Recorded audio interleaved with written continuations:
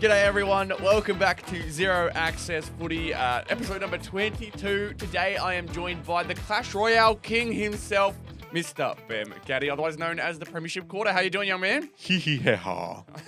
That was unbelievably cringe, but thank you for that. I appreciate it. We're gonna clip that one up for a bit, but I appreciate you guys tuning in once again to another fantastic episode, and we've got plenty to talk about here today. Including Collingwood losing. Yes! Let's go. Suck shit. We have a big thing with Collingwood losing purely because we love to annoy our producer, Ethan. If you're a Collingwood fan, there's nothing wrong with you.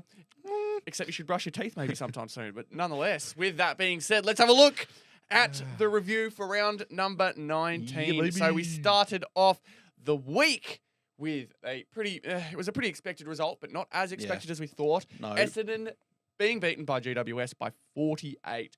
I had mentioned last week that they should forfeit this game. Turns out maybe they shouldn't have forfeited that game. But it does feel like the whole team's just on ice now.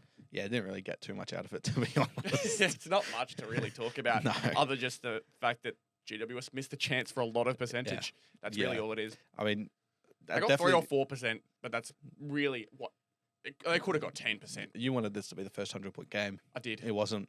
We can't get it. I don't think it's going to happen anymore. It's still good. Maybe last round when people have stopped caring. We do have Collingwood Richmond this week. Richmond could very well pump them. That is a good. Yes! I love this new Collingwood. Nonetheless, we'll move to Friday night with the Lions beating the Dogs. Another close loss for the Dogs, who struggle so much to beat a top 8 side. Do. And it's at the point where, like, they are on the primetime seat now for that 9th position. Yep. They are going to be the odd one out. If Gold Coast win the game, they're 2 games behind 8th position. And they have Fremantle in the final game, which pretty much for them is a win or go home. That it is a game 7 like their equivalent. I was going to say that feels like their first finals game a week before finals starts. Yeah. So we'll see how that turns out. But yeah, just a very wet and wild type of game. Yeah, I thought in the wet, Brisbane did really well. There were a lot of like little taps that they had to their teammates that just showed how much chemistry they've got as a team. They've been together for 7 years now, basically, as a whole unit for the most part, and it just shows how smoothly they're running right now. They are so clear, in my opinion, of the next best team. It's not even funny, and I think they're completely primed for another flag. Like they are the best team in the league right now. They're going up at the right time, I think is the main thing to point out with these guys. But it's really hard to gauge how much like criticism we give the Dogs here because of the conditions of the game, I reckon. I know that it's both another teams played there. I get that, but it's such a unnatural game for what has been throughout the entire season. Like this round was probably had a few of those crazy games like we'll talk about Hawthorn Port with the weather just being ridiculous, but those types of games, it's more like who is going to get down and dirty, and they both kind of did. It's just that the Lions showed their class when it mattered the most.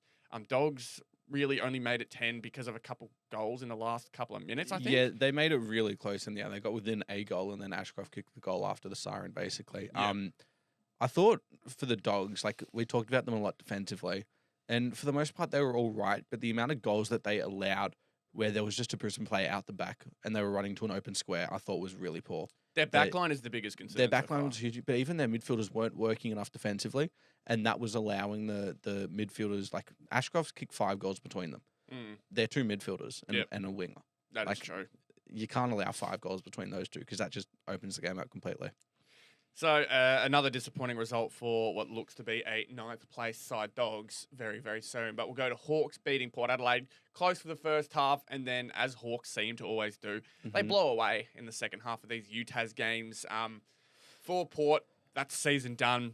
I'm pretty sure it is basically confirmed at this point. But there's still like a 0.2% chance, them and Carlton. I'm sure. Nonetheless, this is probably going to be a month where they use to kind of celebrate Ken Hinkley, really. There's going to be a lot of talk about him probably now for the next month, talking about what he's done for the club, where he's taken them. Despite no grand finals, there's a couple of prelims in there, some really successful seasons overall in the grand scheme of things. But, yeah, definitely a lot of question marks this season for Port Adelaide because it felt like a season they kind of threw away. Yeah, very much so. Like, as a Port fan, what are you taking out of this year? Like, Rosie is able to play off of half back, but he was one of your best midfielders. Like, that's sort of it. Like, Joe Richards, you got a few things out of, but like Lukosius and Georgiades, you haven't seen playing together. You haven't seen Marshall all year. Cooper Lord and Ollie Lord hasn't locked down a position. Jordan Sweet had a good game, but for the most part, Vizentini's played instead of him for a fair bit of the season. So, like, what are you taking out of this year? Yeah. That's the only concern I have, because you're trying to get Wanganeen Miller in this off-season. First of all, what are you going to give up for him? And second of all, why would he want to come aside from playing with mates? Yeah. That and the fact that it feels like Port have almost basically put their entire... Whoa, didn't realise it. As soon as Naz gets brought up, he gets a bit feisty, but...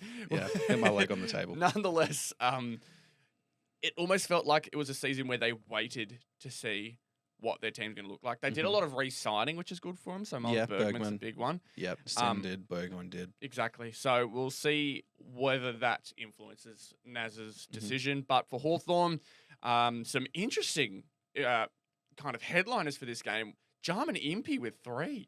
That's a fantastic result from him. He moved to a small forward role in the last quarter. And he's shown out. Yeah. I think it could have been conditions, as I mentioned before. It could have just been the fact he has those natural roving instincts. Yeah. But him and Dylan Moore seem to be the biggest standouts for these guys in this one, just because of how much they bounced off you in the careful in the stat sheet.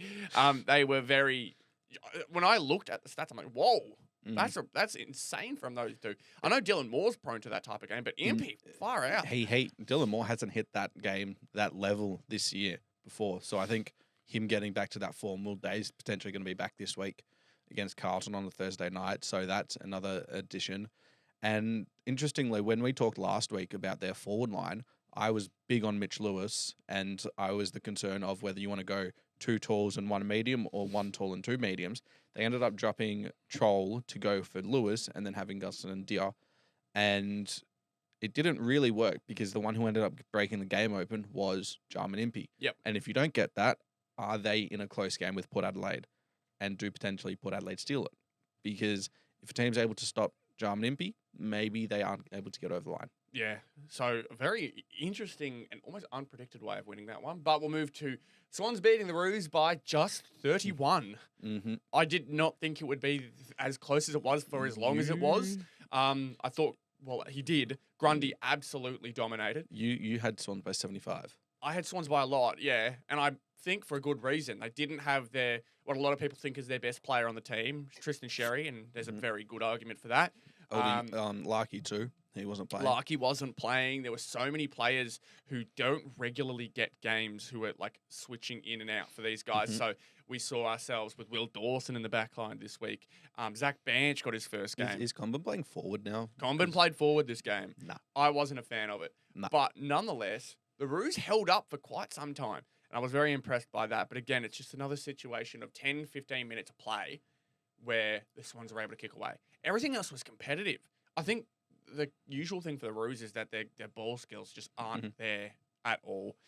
Too many times there'll be opportunities. You can see the path for them to make it, and then they just flub it somewhere. It's frustrating as from a North perspective. But for the Swans, what I thought was going to be a legacy game for Grundy ended up being a legacy game for Heaney. He got 62 hit-outs. Yeah, I was going to say, he absolutely, everyone knew he was going to dominate that one. Yeah. Everyone knew it. But Heaney with 5 and 34. And 13 clearances. That's a ridiculous game. I don't care that it's against the Roos. That is insane. Heaney hasn't done that all year. No. I mean, no. I don't think he's ever done something that outrageous. No, not that. That is like... That is a fantastic game. Fun stat, wasn't the highest rated player of the rounds, nor on that day. Who ended up taking it? Jordan Sweet. Really? Yeah. Fair enough. Fair enough, I guess. I think Heaney had 30.8. Apparently Lloyd Meeker's just that easy to beat in the ruck. I don't know. Rowan Marshall couldn't do it. Oh, no. What the hell? That's a very strange stat to hear. Fun stats. Brodie Grundy, 62 headouts. Hayden McLean, 9. Peter Laddams, 8. Bryn Teakle had 5. Yes! He kicked a goal. He kicked our first goal, though. I didn't even know Bryn Teakle was playing until he kicked that first goal. I'm like, oh, Who's playing? So that goes to show kind of who the Roos are going in with. Oh, So God. honestly, as a Roos fan, I'm really happy with their performance considering the circumstances they're in. Again, I've said it plenty of times. We've got to win as many games as we can. But it's tough to do it when that's what you're faced with. If all these suspensions, all these injuries, all these like small things that are keeping players out and having to try new things out, like Compton in the forward and trying out Zach Bench. Like, to come away with only a 31-point loss when it definitely could have been a lot worse. Their clearance work was actually not too bad, despite Heaney's dominance, especially in the first half. North were actually taking Grundy's hit-outs and pushing it forward with it. They were doing some decent stuff with the fact that they were at that major disadvantage in the middle. So I'm happy. But to the Swans' credit, Happy North fan. Who would have thought? I know. Again, when you're so used to disappointment, mediocre is good. Mediocre. Yes. Yeah. So Swans suck. take home. Look, I wouldn't say comfortable, but ended up looking pretty comfortable. They are towards the still end. pushing for a top 4, top 8 spot. Not going to happen though, because they are still 3 games out. There you go. Unfortunately. We'll move to Blues versus Demons. I had a thought that this could happen, despite how good Melbourne have looked at times throughout the season. This is a horrible game. Yeah, This was a stinker. it was tough, but I was there. It was a stinker. my thinking to it was if the Blues could stop themselves from getting too far behind and could keep their heads in it, they were up for a chance. If the D's managed to get it out early, Blues were done. And to the Blues' credit, they held strong. For the D's, it just seems more and more that Cozzy is their future. Yeah. He's He's 100% their best player right now. I would not be surprised if he wants to leave though, because the He rest signed a around massive him, extension, did he Yeah. not? lots of people do that, and then Get themselves traded. To Yeah. be fair, for the for the Demons' sake, they're going to get a lot of value out of it because they're going to be getting a long-term contract already with the player that he is. So it's not like we're giving you a player near the end of his contract. You know, maybe he'll go, maybe he goes, maybe he doesn't. But to be fair, if he was traded, he'd probably want to go to the West. So we'll see how that goes. Nonetheless, Cozzy is so good. I mean, Broken out. It's, aside from him though, Melbourne's forward line is useless. I must say, like watching Matt Jefferson try and kick a set shot is not good. Watching Jacob Van Roy and Mark, there's like one chant that they do, and it's root, and you hear it once a game. That's about it. I mean, like Matt Carroll had a career best game against them. That's bad. Let's That's go, really bad. Matt Carroll. What That's a really legend. bad. They had him and Flynn Young kick their first ever AFL goals, and I'm just watching Tom De Koning because I'm at the game. I'm just watching him trying to celebrate. He goes, "Yay!" He's so clearly out of the club. It's not even funny. It feels pretty obvious Yeah. with Tom De Yeah. Koning that he is checked out. I love how Eagles- that's like oh, sorry, the go for it. biggest thing about Carlton is that Tom De Koning's leaving. Yeah. It's so funny. Yeah, you love it. Yeah, You're a I big do. fan, aren't you? West Coast versus Richmond. Jesus Christ. This was awful for a West Coast fan. Yeah, I'm so I glad I s- didn't watch this game. I absolutely expected the Eagles to take this one. Everything going their way, realistically. Yeah. And they died? They just laid out flat on the field there. Got to 60 points, I think, at three-quarter time. That Richmond's highest score of the year by three-quarter time. That's bad. That's insane. I think it was the first time they broke a ton since round 2023. Bloody hell. But fantastic news for the Tigers. It really is, considering the season that they expected to have. It is an A+ season for them. Oh yeah, completely. They And have North. They have overtaken North again. Did you see what Gary Lyon rated them as their season out of 10? I'd say 9. He rated them 3 out of 10, I think. I mean, Richmond. considering they're in the bottom four, you and could then say gave so. North a 4 out of 10. Yeah, that doesn't feel right. North definitely have been worse than the Tigers, despite North beating them. It's the fact that the Tigers have North's draft pick, are now above them on the ladder, could go above you on the ladder Please do. if they beat Collingwood. Yeah, they're going to do it. They're going to go above us. They're going to beat Collingwood. Let's go. No, but on West Coast side of thing, God, this is such a... Yep. If we were saying A+ for the Tigers, this is F- now. This is like a Z rating. This is If it does go an that awful low. situation Yeah. for the West Coast Yeah. Eagles. They are arguably the worst AFL team ever still. They really could be. They could This be the... this I've never season's seen a team win one game. this season's Never. version. They got lucky to beat you guys. I'll be honest. I don't know what worked that game, but they just haven't clicked into it since. It's And- just with the Saints. It's it could be. It's pretty simple. With But, the Saints. A lot of people have pointed out, and I think it's true. The leaders of the West Coast Eagles. Mhm. It just feels like more and more they're not being led by anyone. I mean, Liam Duggan's meant to be their captain. He's had a down year. Tom Cole's an experienced player. He's been pretty poor.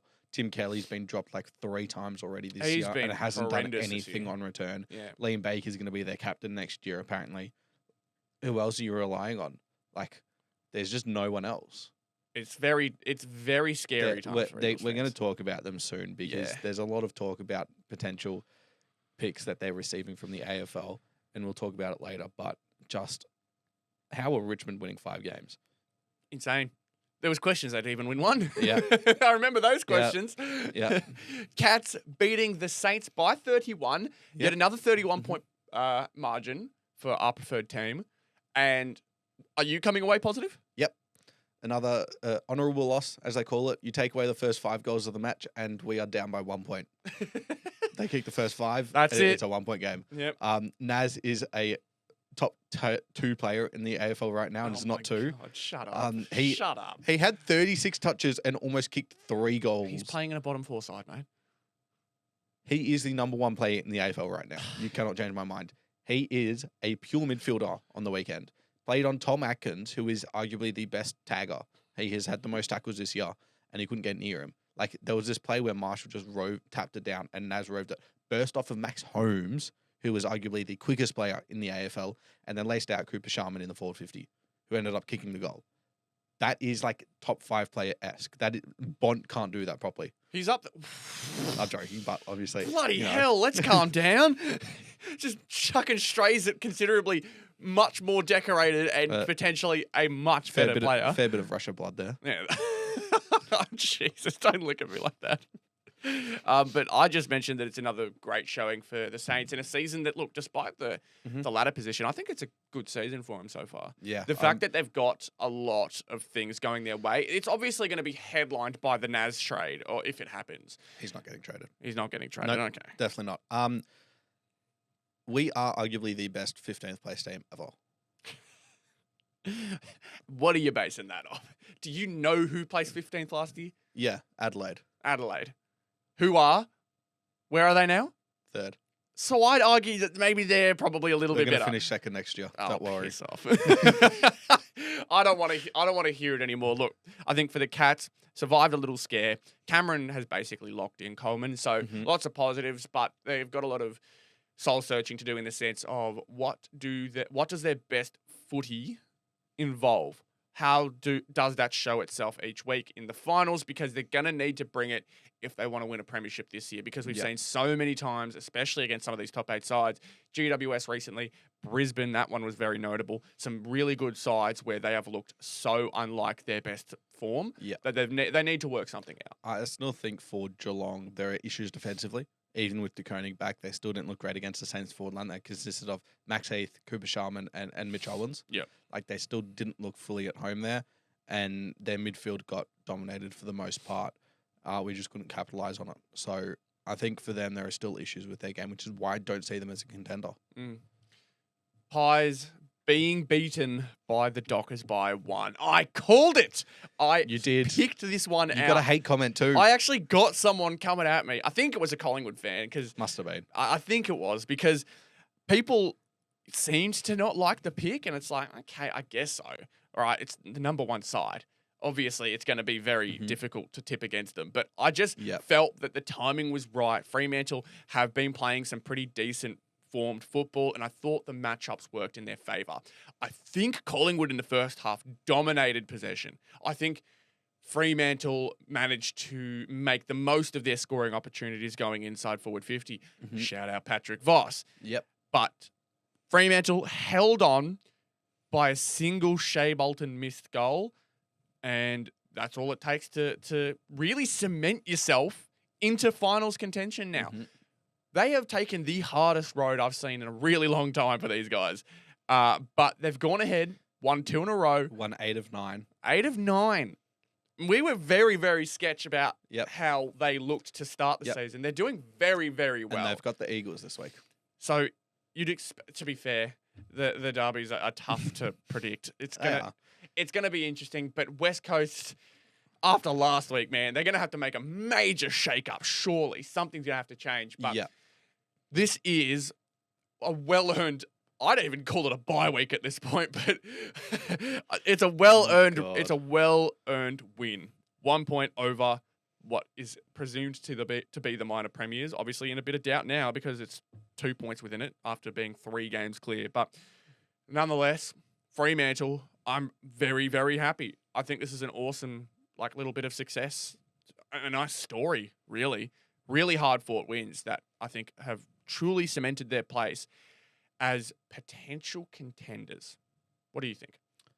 They haven't showed a lot of weakness in the last few weeks. And as a contender, you need to have a game that is in shape. And you need to have either one weakness that you are looking to remove, or you have no weaknesses and you look to strengthen something in your area that makes you win a game. And we talked about it a few weeks ago where their contest game was struggling in the first 3 quarters and they turned it on for a quarter and then won one game, lost one, won another. And their contest game right now with Caleb Sarong, the 2 ruckmen who are actually in really good form together right now. This is probably the best threat they've ever played together. I'm surprised how effective Darcy has looked. There were some moments on the weekend where I'm like, ugh, poor effort, poor positioning, stuff that you don't want to see from a ruckman who he's being paid a lot, isn't he? Yeah. Yeah. So it's not what you want to see from a man being paid that much, but maybe questions. I still think Jackson as the sole ruck is the best option, but I mean, Darcy's adding trade value, man. He's adding a lot of value to himself. I think he's doing really well at the moment. You can't fault it right now. 8 of 9. What are you meant to blame? Like, the one loss was a close one to Sydney. And we were critical of that game. Yeah, because they should have won it. Yeah, exactly. But right now, they are arguably the most informed team in the competition. I'd still probably put Brisbane up there, but Brisbane have faltered when Fremantle haven't, really. Yep. So you can't really bring into question the validity of their run either, because I'll get it up now. They haven't been that bad in the teams they've played. Just getting it up now. You think of some teams that they also lost to throughout the season. They lost to Melbourne. Yeah. So, much is the theme of a lot of games and a lot of teams in the top this season, like GWS nearly losing to Richmond. We have a look at, who else am I thinking of? There's plenty of other teams that have lost to sides on the lower end. Brisbane losing to Melbourne. Brisbane almost lost to West Coast. They got really pushed. Yeah, exactly. So, that was so their first game was beating GWS, good team. Yep. Beating Port. Beating Gold Coast up there, though. That's a good win. They beat North Melbourne in a close one. Beat Fremantle. Wins a win. Yep. Beat Essendon. Wins a win. Beat St Kilda. Wins a win. Lost to Sydney in a game they probably could have won. That's when the questions really came in. I remember that because of the 3-game stretch before. Then they beat Hawthorn and beat Collingwood at the MCG. Yeah. So that's 4 really good wins. One game that they should have won against a good team or a really informed team, and then wins where you needed to win. And then done the job. Yeah. So for them, they've now got 3 weeks that they could very easily win in West Coast, Carlton at home, and then Port Adelaide for a really tough end to the year. They have fought so hard to get this kind of easy run. Yeah. No one thought their road home will be easy. Now they will. Purely off this win. Yeah. If they win 3 out of the next 5, which is very possible, they make finals because you've got Brisbane and Bulldogs to close out the year. The Bulldogs game is also a marvel, so not easy.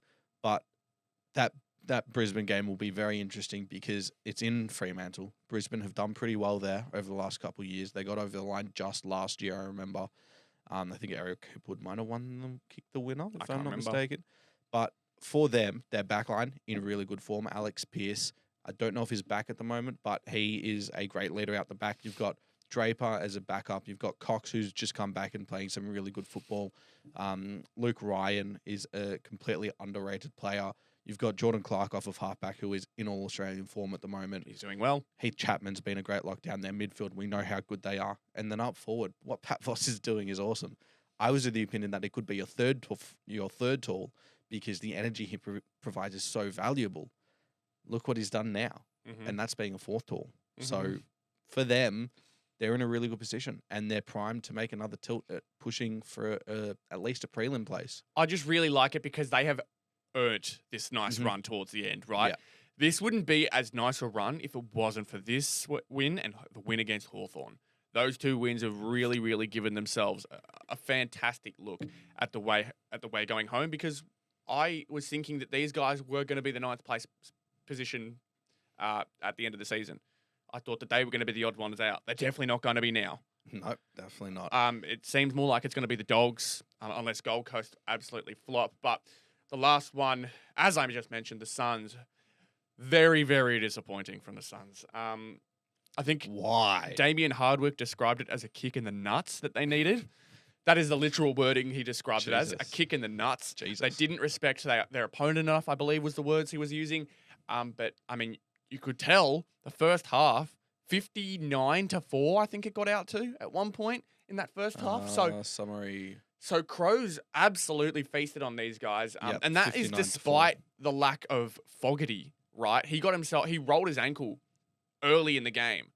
No impact in that first half. Didn't kick a goal for the game, and they still got pumped.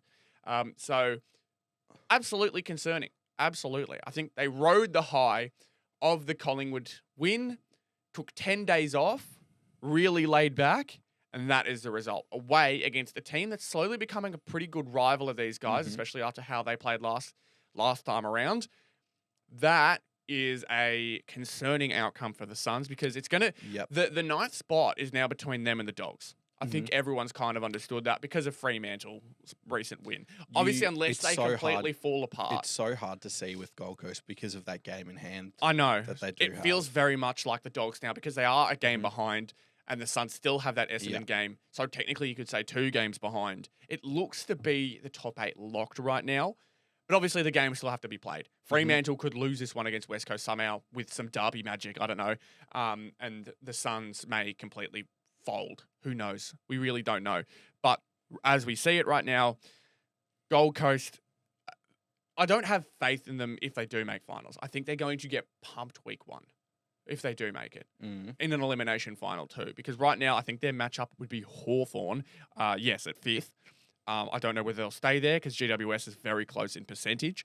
But on the other hand, I think GWS would beat them too.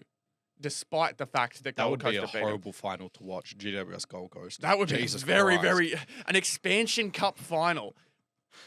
That'd be so unexpected. What a weird year 2025 is, but would not want to watch that one. But what an interesting way to finish off the round. I really wanted it to be close, but it would have been good. Didn't unfortunately take it. But for Adelaide though, they are top 4 confirmed. They are top 4 confirmed. But we're going to go. They are really good right now. Sorry, I did kind of cut you off a little bit, but good analysis. I like it. the words really come to mind here. Really in-depth analysis. Don't worry, you'll have your Behmmy Tribunal task to go to start nerding out, all right? We've got Macca's Man of the Week. And for the first vote, or the one vote, we're going to go to the 5th side, as we just mentioned, Hawthorn. With the move that sparked a little bit... Yeah, the game breaker that sparked a little bit of enjoyment throughout this crazy weather game. Jarman Impey, he takes the one vote. I think just very unexpected. Dylan Moore absolutely could have taken this one vote as well. But I think Jarman's just unexpectedness is what I liked so much about how well his game played out. 3 goals from him is just not something I saw coming. So well done, Jarman. He gets the one vote. 2 votes. I've given it to Isaac Heaney. Heaney, despite his fantastic, despite his fantastic game, it's against that sided. What's the word I'm looking for? A team that's depleted through numbers. In the middle, undermanned. That's it. Bang on! I love the analysis of this podcast. We're so professional. I love it. Call it at the start. Heaney, though, takes the 2 there with his 34 posse 5-goal game. And number 3, it just had to be Patrick Voss for me. Had to be Patrick Voss. 6 goals, 4 on more in a quick span as well against the number 1 side in the comp. For you, it's Brisbane at the moment, but in terms of ladder position, number 1 side in the comp. That is a fantastic little game, a little piece from the Fremantle puzzle that they love so much. I think the one thing with Freo that I'm always going to be concerned about is the tag on Sarong, because when teams do it, he seems to be completely shut from the game. But when Patrick Voss is shooting the lights out, it makes it hard to really look past him. And I think it's just a piece they really, really needed to add to all of this, because Amos had been struggling a lot throughout the last 18 months, I think. And you look around the other side of it as well in terms of Switkowski, looking a bit better, but he's struggled a bit too. We forgot to mention Young came back. Hayden Young this week. Came on as a sub. Yeah, came on as a sub, but they did it as like a minutes restriction type thing. Yes. But yeah, Patrick Voss, 6 goals. It's just what they needed against a team like that. They need a spark. He provided it in a big way, and plenty of celebrations were had from that man. I love that man's celebration. Who doesn't? He is an energy burst. Now, I'm actually not sure who to give Macca's Donkey of the Week to. What? I don't know. I'm trying to think off the top of my head. Anyone from West Coast? I mean, I guess so, but I'm trying to think. I feel like a poor performance isn't enough to be a Donkey of the Week. It just feels like a week that didn't have too many donkeys outside of a bad performance, right? Because we've said Donkeys of the Week for like moments off the field. Like we gave Donkeys of the Week to the pricks who sent death threats and stuff and racial things to the other. So it doesn't have to be on the field. But I guess this week, if it's not so busy, we're going to have to go ahead and give it to the West Coast Eagles. Give it to Gold Coast Start. They were dogs. Yeah, we'll give it to Gold Coast first half as well. It's a tied split for Donkey of the Week. Yep. Sorry for the boring Donkey of the Week this week. I really thought we could have had something more, like most of the season, we could have had something a lot more out there. Like Carlton has gotten it a few times, but that's because of the fact that their season has been so outrageous. Yeah. But they should still get it from that round 1 performance. 20 rounds in, Donkey of the Week. Round 1, Carlton. Nonetheless, an honourable mention to the Coldplay concert. Why not? That's trending, isn't it? Yeah. I'm hip with the kids and stuff like that, so good fun. Nonetheless, we'll move on. We got Behmy's Tribunal Task, the best segment in the world. I'm hip with the kids, yeah.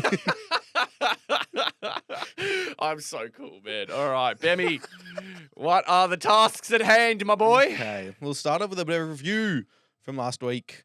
There were a couple cases. Oh my God, I didn't see this. Yeah, so this is the Harley Reid trip on Travis Spoke. I was not watching the West Coast game, so I was not able to see this. This is suspendable. This is like this isn't a 1 week suspension. This is like a 3 to 5 week suspension. When you're talking about intentional conduct, because he has gone to trip, it is at least high impact because he's forced himself to go to ground, and it is body contact. And to me, that is at least 3 weeks. So should have been absolutely suspended, but he actually had a good game on the weekend. Got rid of all the dumb free kicks. I also love how he just looks so dead when he goes to ground. Like he just lies like and goes. Travis Boak was the one who took him out. Yeah, like there's another angle of it where he literally just looks. Yeah, I dead. think I saw it before. It's not this. I do like the flop though. So funny. He completely flops out. It is pretty good, but I think it's this one. Yeah, it is. Yeah, look at this. Oh!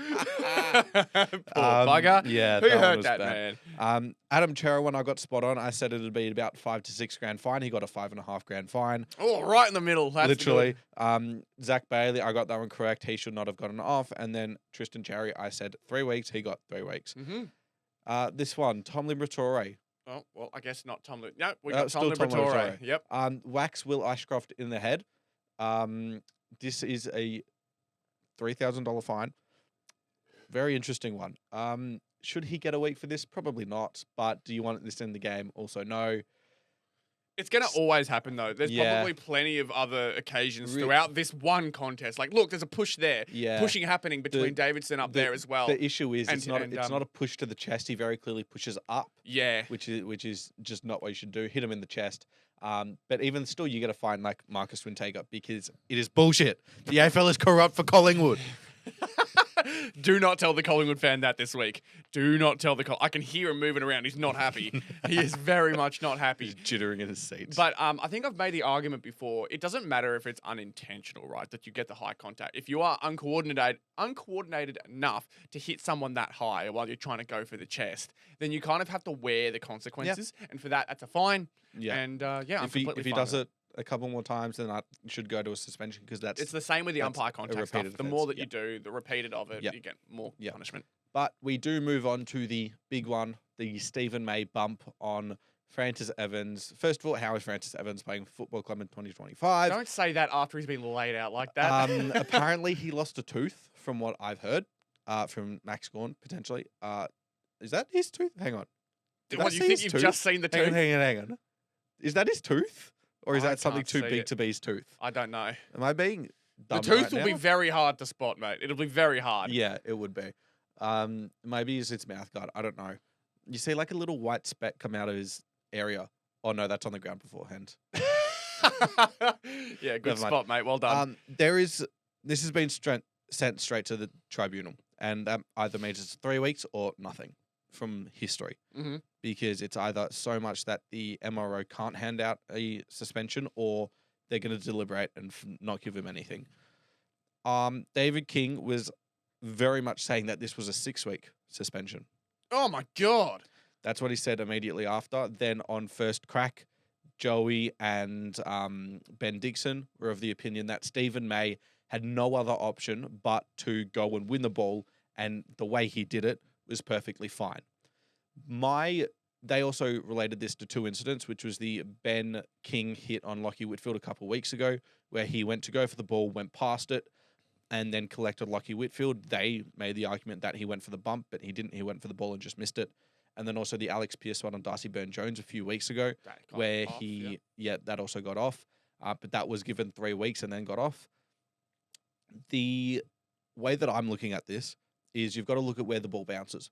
Because before the ball bounces up, Stephen May has every right to go for this ball. Yeah. He has every right to go win it. The ball bounces back into Francis Evans' path. If that ball bounces forward, Stephen May collects it and he still knocks him out, what's the discussion then? Because Stephen May has the ball. It's the discussion of what is Stephen May supposed to do there? Correct. Like, let him go? Wait for him to grab it and then tackle him? Like, I guess there's ways you could go about it, but you can't blame him for taking the action of running at the ball. Producer. I think it's going to happen every now and then. It's all right. Producer. No, okay. David King, so the argument that you made was that it was the exact same as Joey and Ben Dixon. David King says, I don't understand the argument of he has to make an attempt to win the ball in the way he did. That's wrong. David King is the biggest advocate for the tribunal and head knocks and all that.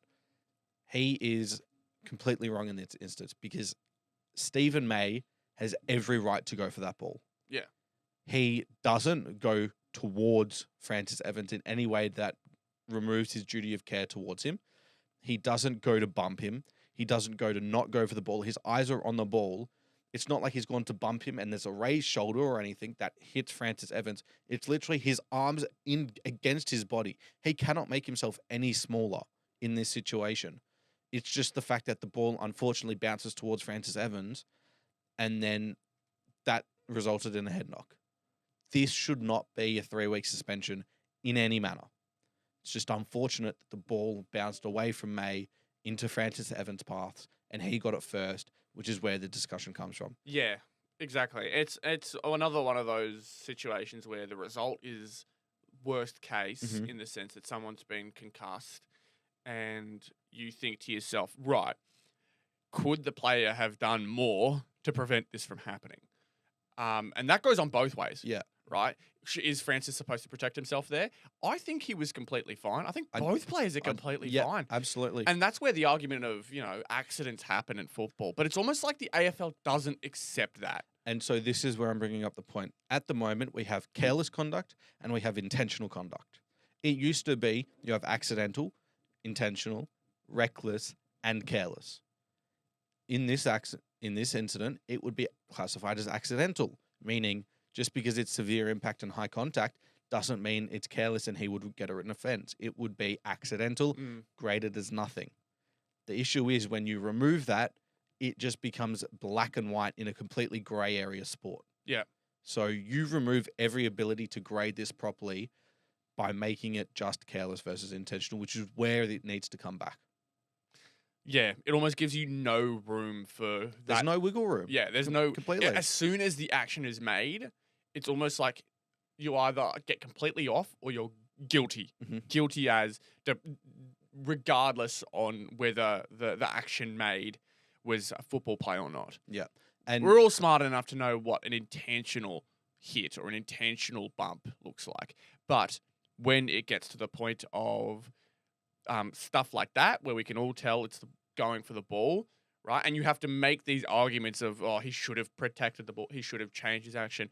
When that kind of argument starts coming out, that's when things like the accidental charge really should be an option for these guys. My only thinking for the reason why it's not there is it gives too many people an excuse out of actions, right? If you're careless enough, say the Will Ashcroft hit that Liberatore did, say he's going to, instead of push him off, he decides, all right, I'm going to kind of jump punch him off, and he accidentally gets him in the head, right? Then you argue, oh, it was accidental, but Will Ashcroft's just been punched in the head. Now that he's got this option of accidental, he can try and argue that. When I think something like that's that stupid, otherwise known as careless, right? That's when it becomes a bit more reasonable to have that kind of argument. I think there's a good and bad to it, but I think in that situation, I really wish accidental was a thing. It's just so frustrating when you look at something like what I want to compare to is the Braden Maynard hit on Brayshaw a few years ago. Yep. Brayshaw goes for a smother, football action. Mm-hmm. He then goes to make himself as small as possible by holding his arms together, and then Brayshaw leans into where Maynard's going. What more is Maynard meant to do? Hence why he got off. What more is Stephen Maid meant to do than go for the ball? Yeah, exactly. So I think this one he should get off every day of the week. I think so too.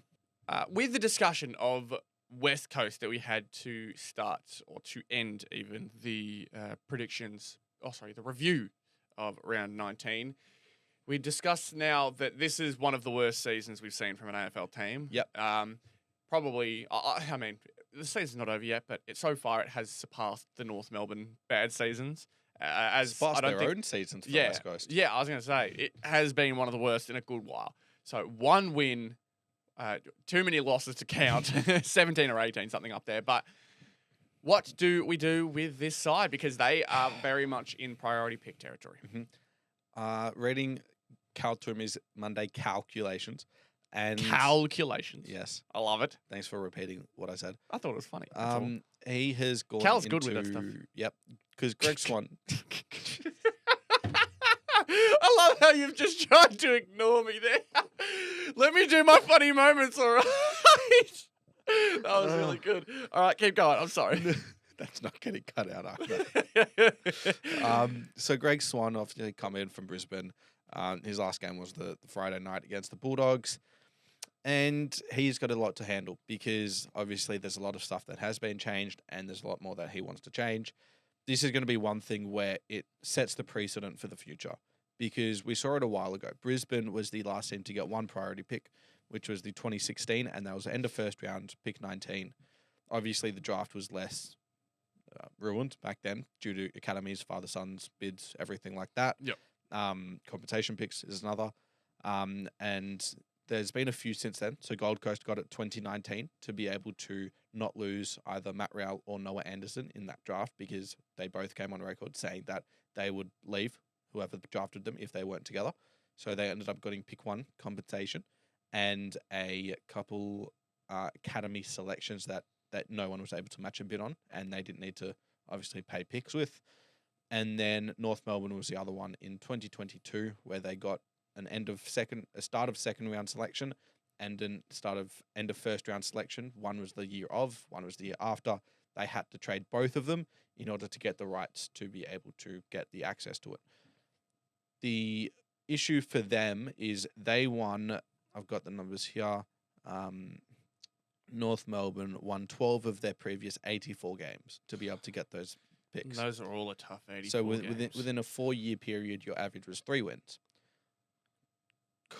West Coast right now is 11 wins in 86. Oh, By the end of the year, realistically, it's going to be at least 11 in 91. you'd think so. So that's worse. And if you're getting North Melbourne those picks, on that basis, you have to give West Coast a compensation pick, or a priority picks. Yeah. In my opinion, it should be exactly the same as what North Melbourne got. It should be 2 start of second round selections, so it doesn't compromise the first round. And it should be you have to trade in order to get those. West Coast have a really good draft hand this year. if you potentially get the Oscar Allen compo, that's pick 1, 2, and then I believe 13, 14, 19. Really good hand. You get another pick that's almost similar to what Richmond had. Really, really solid start. But what they need to do, if they do get those priority picks, is trade it for a younger player, someone probably a key position player, and then an experienced player. I'm of the belief that someone like Stephen Cornelio, who could potentially be on the outer at GWS, and has shown he has some body issues, so he might not be for the future, and is not at the most value, could be someone they target. But also Jed Buslinger, who's a WA boy, not in favour at the Bulldogs at the moment. They just brought in Liam Jones instead of him, and he has not yet shown that he's locked down a position and someone that you could very well target. The Bulldogs would love a pick in the start of the second round. That's, let's say, pick 25. And they'd turn that into magic, just knowing what the Bulldogs Obviously. find. But it'd be another midfielder. Yeah, most likely. But I think they are deserved because you look at what started this. They had to play literal plumbers and firefighters in their I team remember it. I went to a due to the North COVID Melbourne. season. I went to a North Melbourne West Coast game that North won, but it was basically North Melbourne reserves versus WA under 19s. It was the worst AFL game. Like, if Essendon and Richmond this year didn't happen, would be the worst AFL game that I've ever seen.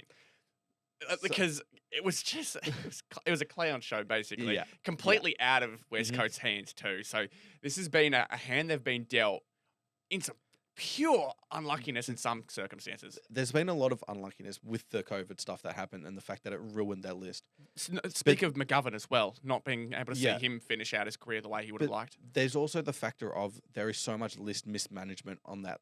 There's so much mismanagement in the entire organisation at the moment that I don't think they deserve a first round compensation, and they need to trade those rights to the second round picks to get value in return. Similar to what you guys did to get Griffin Logan, Darcy Tucker, and then Dylan Stevens, if I'm not mistaken, was also the other one. I'm not sure. I think he might have been it. But in terms of the similarities, they're worse than what North Melbourne was. And so to not give West Coast a priority pick after the absolute shred of players that they've had to lose due to injuries and all that stuff over the last 5 years, I think it's completely unfair and would just set a really bad precedent. I think West Coast needed a lot as well, considering how big of a club that is. The fans show out every game. They are very, I think, pretty well known to be one of the most loyal fan bases. Yeah, easily. They get 40K most games. Yeah, exactly. So this is a side that, when they're successful, the AFL is successful. They are doing pretty well. So the fact they've been this miserable pretty much since 2020 is something that the AFL, I'd imagine, are not very happy with. They'd love to see this side get a lot better. And I think for all of our sake, we'd like to as well, because having a side like this who seem to just keep getting themselves wrapped up in these bad situations, the mismanagement itself is something that you can't really say, oh, poor West Coast. That's on their own. Same as many other teams, right? North Melbourne is the most obvious one, but Brisbane back then, the management wasn't great post their dynasty. So you're thinking similar situation, right? 100% they should be receiving it, but who would they be getting it from? The most obvious answer, and I'm pretty sure it's the only answer, is Oscar Allen, right? If they trade Oscar Allen, they would be receiving that stuff, right?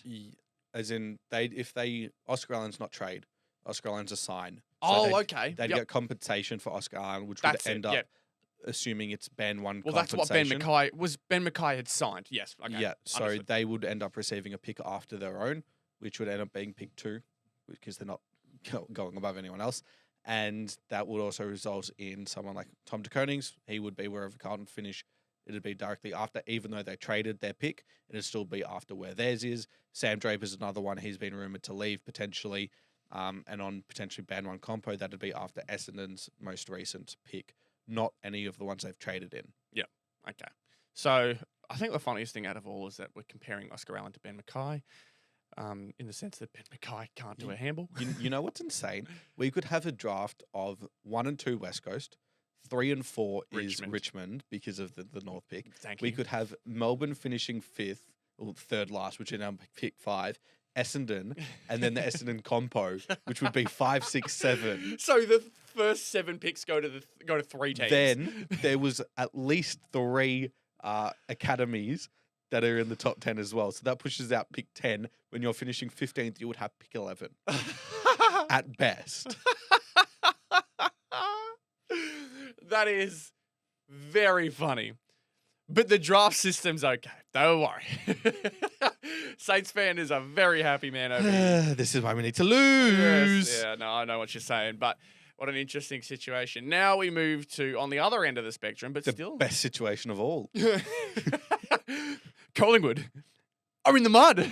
They're in the bin. They might miss finals. They might miss finals. I can't believe it. No, obviously there is a kind of idea of overreacting to the whole thing, but exactly. 2 losses in a row is something that I don't imagine many people expected. Of course, a lot of people thought that they'd take this Fremantle one. Some would say pretty easily, considering it was at the MCG. Yeah. Fremantle, look, they've been good, but they haven't been complete world beaters. They beat Hawthorn, but by 13 or something like that at home. So there's still plenty of reasons to get around Collingwood, but as we saw, a late pick-off from the Dockers saw the Magpies with their 2nd loss. Now, to be honest, I don't think it's as big as a deal as we're going to make it out to be. But we got to make it a big deal. But it's just the way the algorithm works, isn't it? Yeah. But I think I want to really kind of highlight where things went well for them and where things are going wrong. Yep. So I think number one is in these 2 scenarios has been pure matchups wise, right? So you think that they'd be able to take it both sides, right? Josh Dacos off the halfback in that final quarter. In that final quarter against Gold Coast was fantastic. So they chucked him in the middle and put Nick on the halfback. Nick, then this game, had 42 or 43 disposals. Yep. So it's clear that they're getting their run. Like, things are working there. So where are the weaknesses outside of that? And I think it comes down to defensive matchups, because we saw Fremantle stick in it and stay in it purely off of Voss's play. Voss had Darcy Moore on him give up 4 straight goals, or 4 goals in that first quarter, to Patrick Voss. So they eventually did kind of start swinging around. I think Braden Maynard eventually started to play on him, right? And what's interesting about this is that it almost felt like Collingwood should have won this game. And it comes down to their inside 50 efficiency in particular.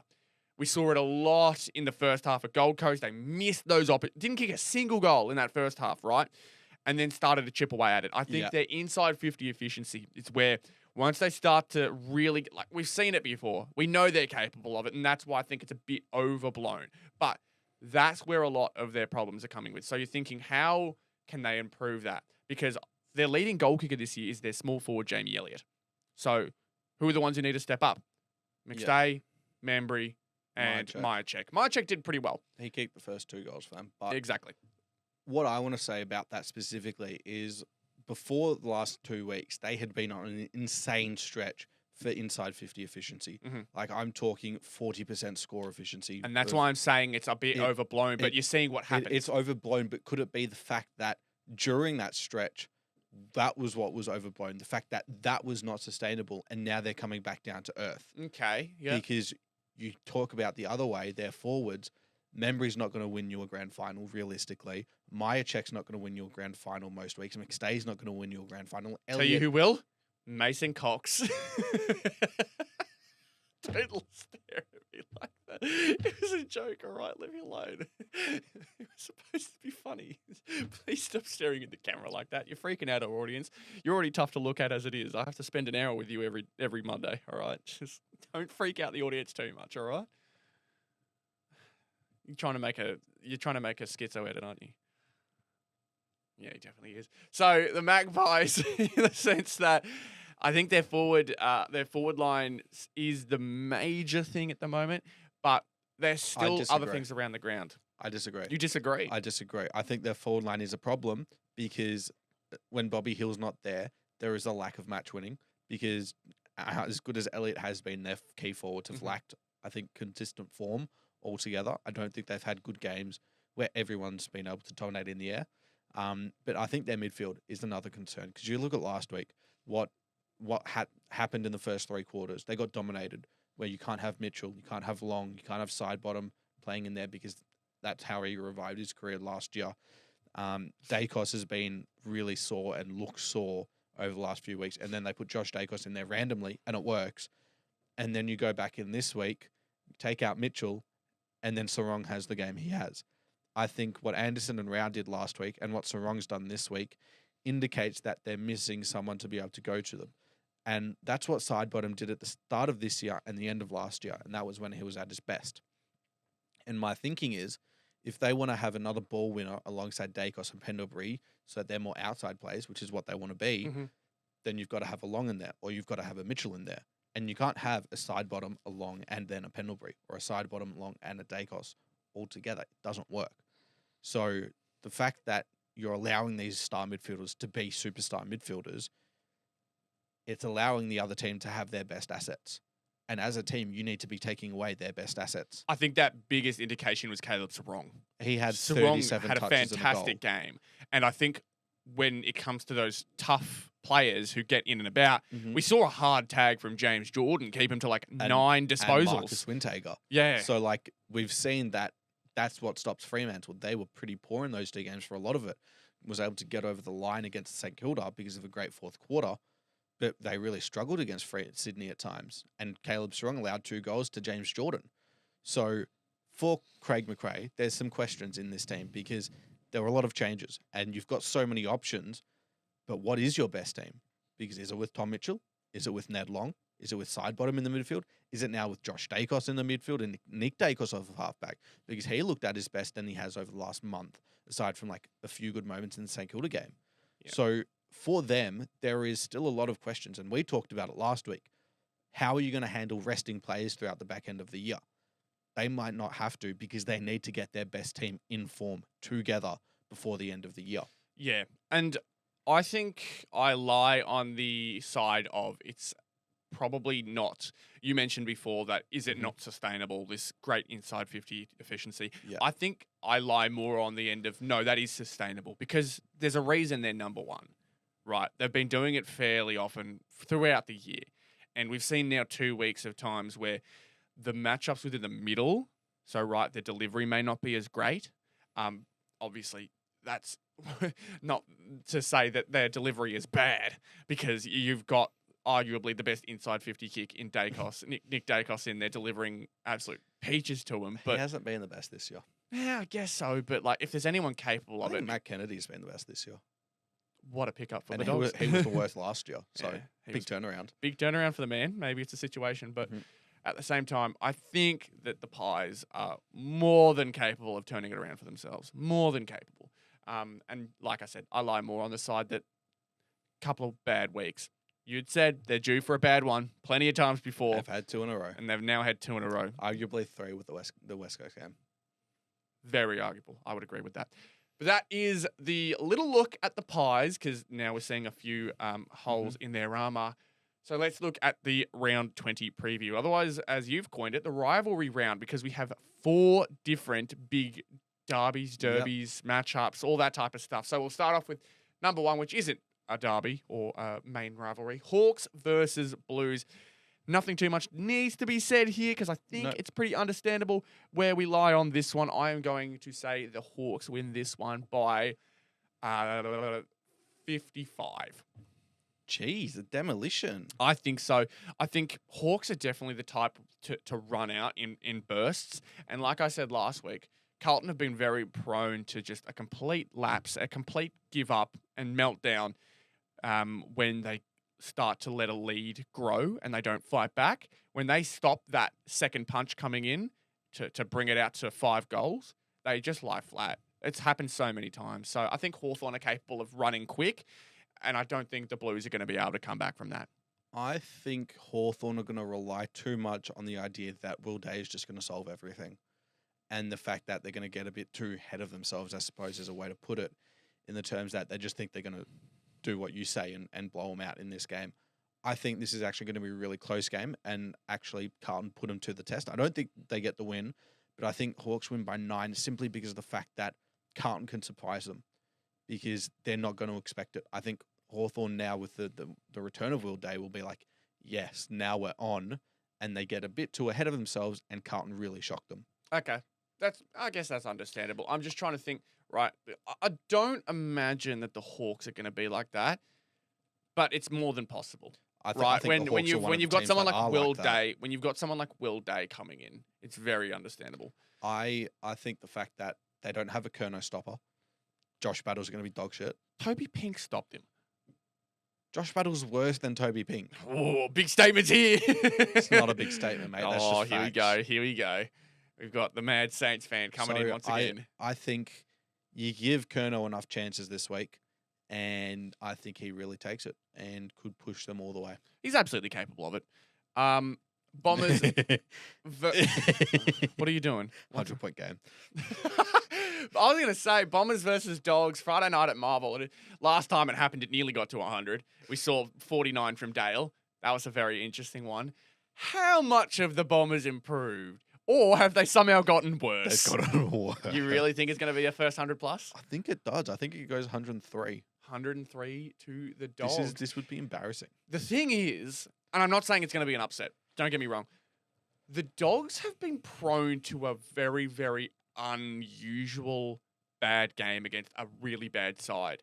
They have lost to West Coast in previous years at around this time to period. get the Saints into finals. Yeah.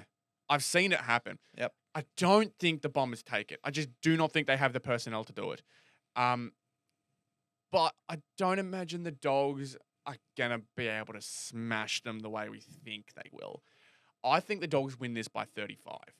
This is a game where Aaron Norton and Sam Darcy should combine for 10 goals. I would like to agree. I think that could absolutely happen.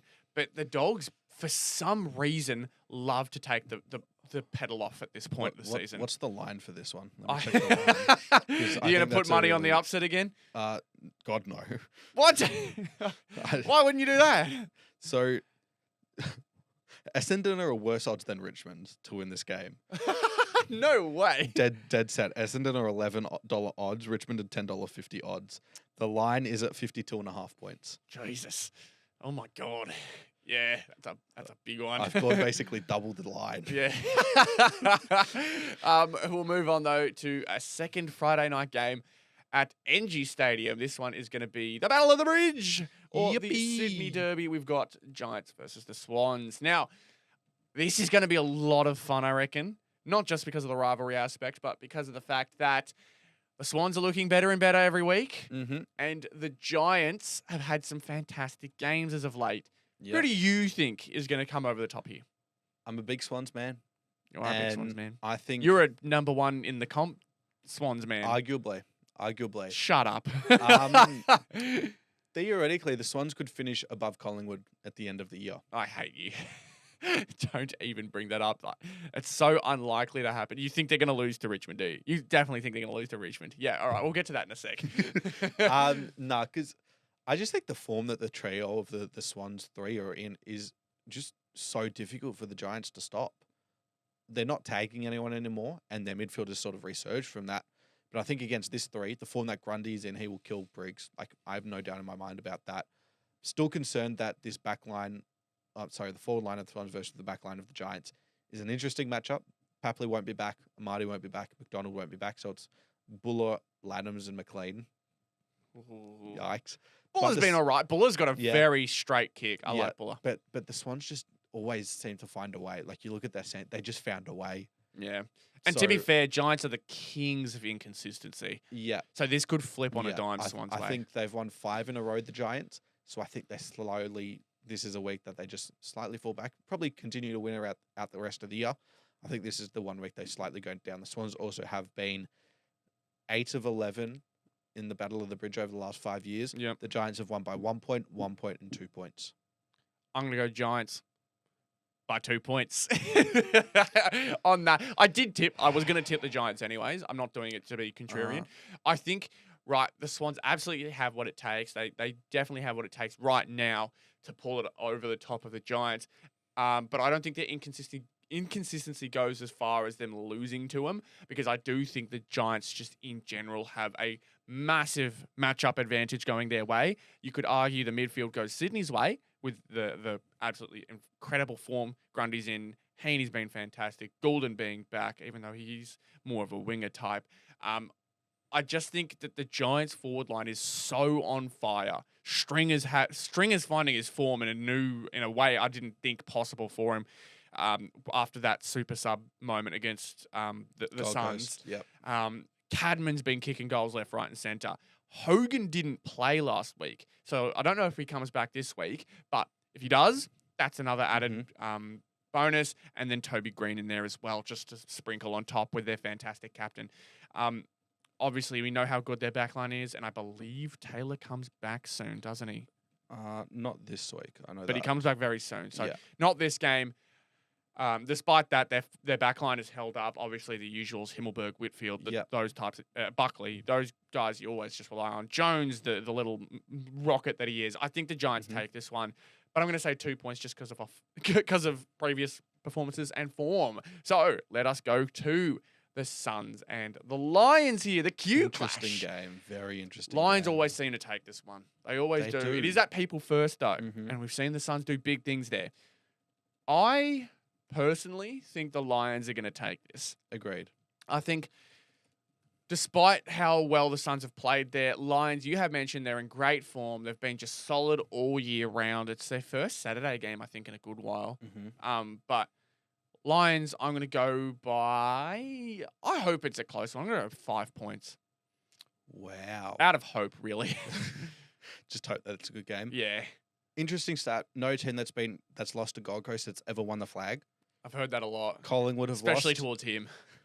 Collingwood have lost. Hawthorn have lost. Adelaide have lost. Brisbane might lose this week. And what's the other team? Hawthorn have lost. So leaves- what? You think Freo are going to be the...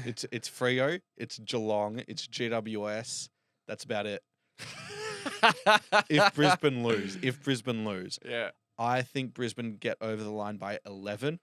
Much better performance though from the Sun. If we don't see a return, they might miss the 8. Honestly, because this was the year they had to do it. Yeah. And we've just seen one of the worst performances ever in that first half from them. Yeah. So they have to have a good performance this week. Absolutely. Win or not, just show that you're a top 8 team.